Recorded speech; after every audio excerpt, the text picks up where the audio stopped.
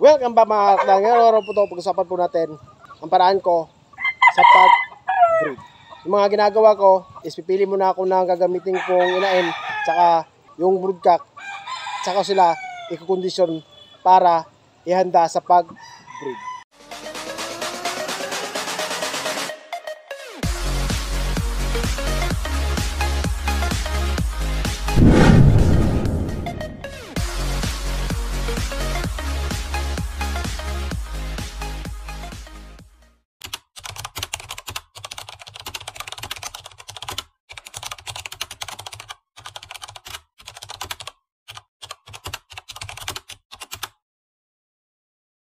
Ayan o, papakain tayo ng maaga kasi parang uulan. Pakita natin yung patuka natin. Ayan, ito po yung ginagamit nating patuka, Enerton. Tapos hinahaluan ko lang ng 7 kinds kasi hindi masyadong kinakain yung mga ganito, yung pellets niya. Ayan, kaya hinahaluan ko ng 7 kinds para hindi maraming pellets yung Enerton. Ayan, ganyan po yung magiging resulta. Yan po yung maintenance feeds natin sa mga alaga natin. Yun po yung maintenance feeds natin, Enerton, tapos 7 kinds, pinaghahalo ko kasi medyo marami pong pellets, kaya hinahaluan natin ng 7 kinds para medyo konti na lang yung pellets at saka makakain nila. Kasi pag maraming pellets, hindi po nila inuubos yung pellets, kaya nasasayang lang, kaya hinahaluan ko ng 7 kinds. Pakita natin yung gagamitin nating pang-breed sa kanaway natin. Explain ko rin sa inyo kung paano ko hinahanda yung pag-breed ko. Kain muna tayo. Pakita ko sa inyo mamaya yung gagamitin nating pampares sa kanaway natin. Ayun, pakita natin yung gagamitin natin, yung kanawayin tsaka yung talisayin ko. Dalawang inain po yung gagamitin na pampares ko sa kanawayin. Kunin ko muna yung inaing talisay na sweater kelso at kukross natin sa kanawain natin. Yung kanawain pala natin is may dugo rin yung sweater kelso. Bali naging 3-way cross yun. Tapos babalik natin sa pinsan niya para makabuo tayo ng panibagong kanawain. Ayan, ito yung kanawain natin. Ayan po yung gagamitin natin sa pag-breed natin. Ayan, ganyan naman kung gaano kaganda yung kanawain natin.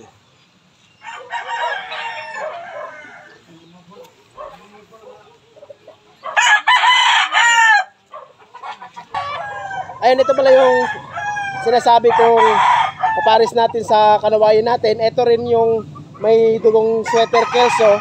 Ayan. Pero hindi pa siya handang i-breed, kaya ikukondisyon natin. Yung paraan natin is kailangan natin purgahin muna para matanggal po yung bulating makikihati sa mga vitamin na ipapasok natin sa inaing to. Kasi pag di natin tinanggal yung bulate is walang kwenta po yung mga vitamin na pinapainom natin para paghahanda sa pagbibreed. Kaya pupurgahin natin to, tsaka natin painumin ng vitamins.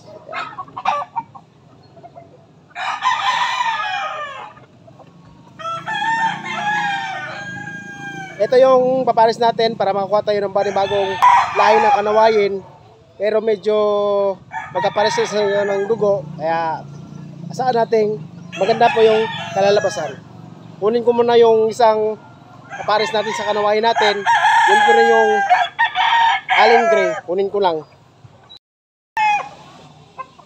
Ayun, ito yung isang talisay na sinasabi ko. Ito yung Allen Gray. Ayan. Medyo maganda na po yung katawan niya, tsaka yung sa bandang puwet niya is bilugan na.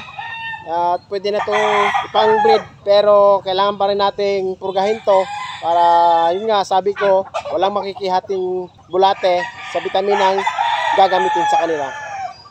Eh, maganda na po yung katawan niya.